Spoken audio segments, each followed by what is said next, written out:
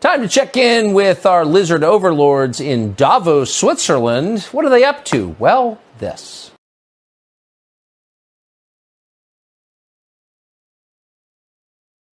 We couldn't meet at a more challenging time. We are confronted with so many crises simultaneously. What does it need to master the future?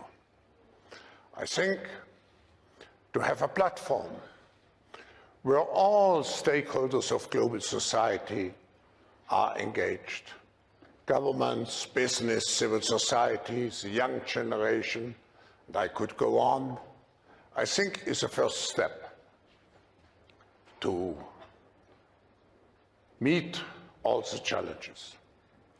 But what is even more important is that we approach the future with a positive spirit.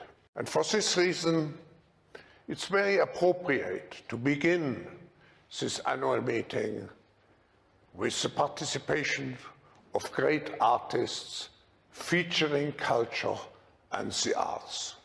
We have to uplift our hearts. We have to restore a notion, despite all the headwinds, of optimism. And we have to integrate into everything which we are doing our hearts.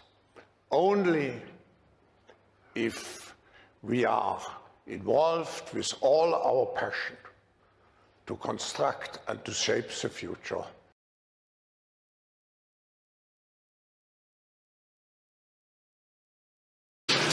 And when you stop and think about it, it's pretty extraordinary that we, select group of human beings, because of whatever touched us at some point in our lives, are able to sit in a room and come together and actually talk about saving the planet. I mean, it's so almost extraterrestrial to think about, quote, saving the planet. And if you said that to most people, they think you're just a crazy tree-hugging, lefty, liberal, do-gooder, whatever. And there's no relationship. But really, that's where we are.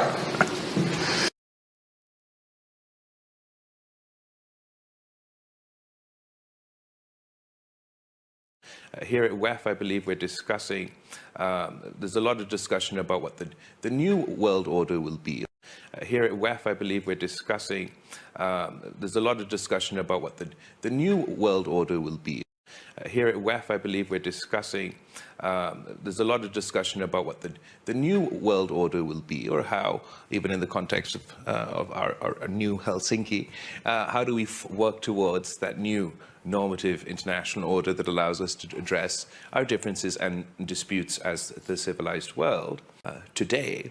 But I hope going forward we are able to do, we must form and improve our normative and international institutional order internationally so that we can address these complaints. I hope this time round, once we're building this new world order or new rules-based order, the voice of the global south and the developing world is included. I hope this time round, once we're building this new world order or new rules-based order, the voice of the global south and the developing world is included.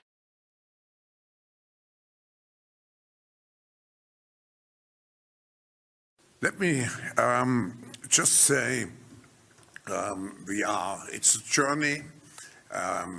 You may have seen the first applications.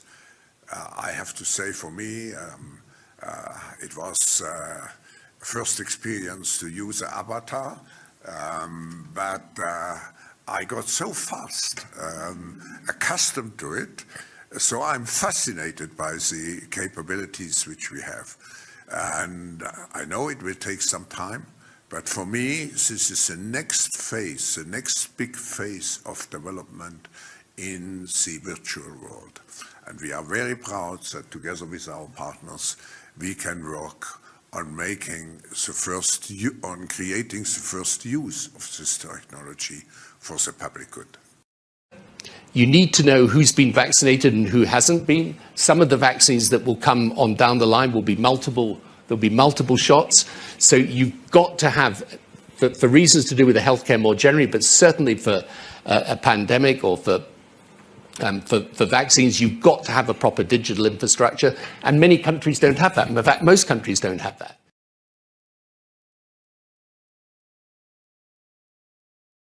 We've cleared the backlog in terms of our asylum applications. And we also tell people, if you give you asylum, don't move to Europe. If you want to stay in Greece, there will be jobs in Greece. We've cleared the backlog in terms of our asylum applications. And we also tell people, if you give you asylum, don't move to Europe. If you want to stay in Greece, there will be jobs in Greece.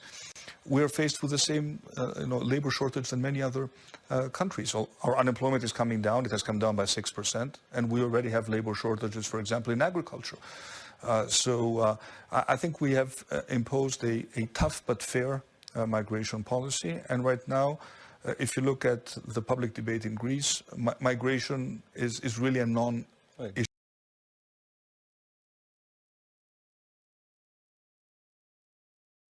It's a very important point that you are addressing.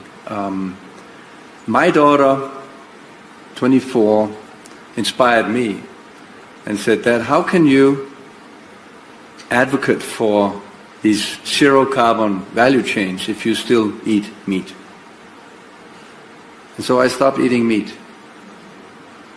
Now the math would say, well, you need to stop eating meat 11 years to compensate for a flight to Thailand. Yes, but if 1 billion people stop eating meat, I tell you it has a big impact. Not only does it have a big impact on the current food system, but it will also inspire innovation of food systems.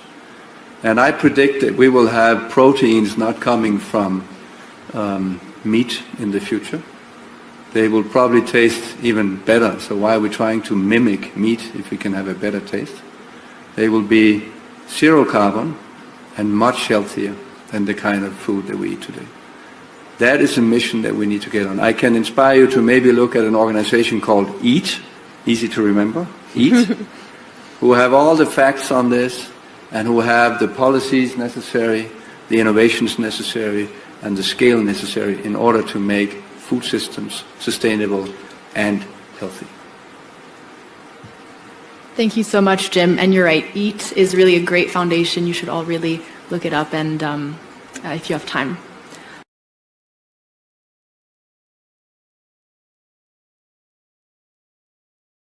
And engineer our immune system.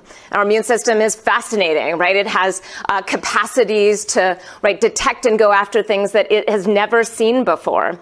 And now through fields like synthetic biology, which is the area I've primarily focused in the last 20 years, we're developing the foundational tools and knowledge in order to be able to engineer our biological systems, right? The most sophisticated technology on the planet.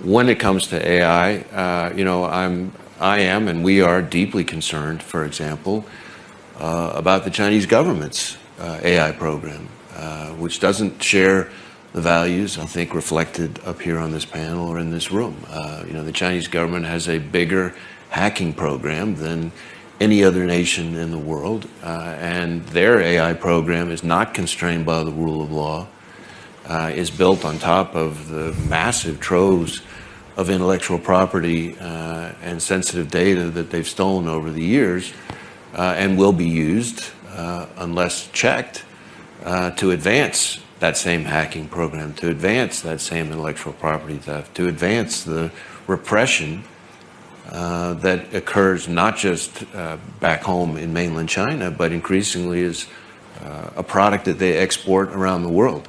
And so that's something we're deeply concerned about, and I think everyone here should be deeply concerned about. Yeah.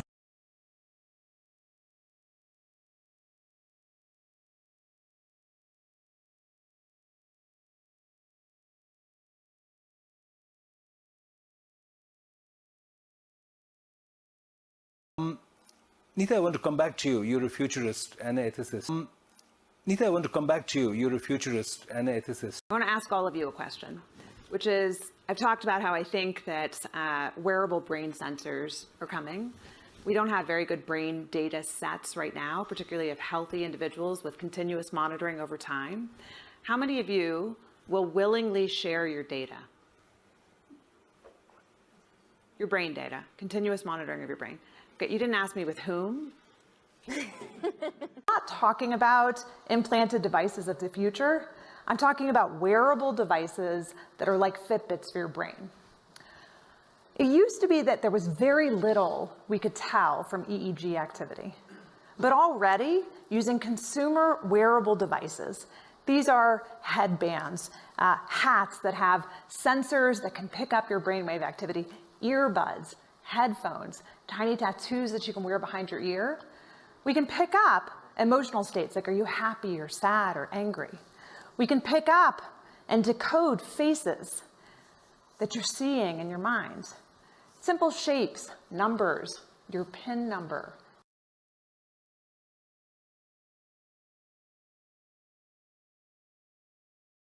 And the accumulated amount is now trapping as much extra heat as would be released by 600,000 Hiroshima-class atomic bombs exploding every single day on the Earth. That's what's boiling the oceans, creating these atmospheric rivers and the rain bombs and sucking the moisture out of the land and creating the droughts and melting the ice and raising the sea level and causing these waves of climate refugees predicted to reach 1 billion in this century. Look at the xenophobia and political authoritarian trends that have come from just a few million refugees. What about 1 billion? Droughts and melting the ice and raising the sea level and causing these waves of climate refugees predicted to reach 1 billion in this century. Look at the xenophobia and political authoritarian trends that have come from just a few million refugees. What about 1 billion?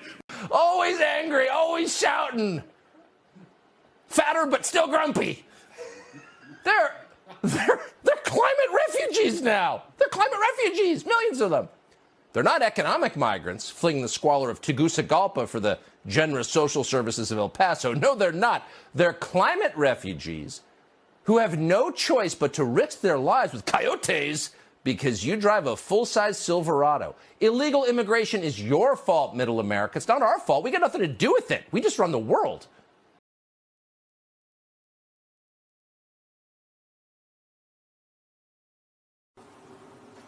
The next decades will see the greatest industrial transformation of our times, maybe of any times.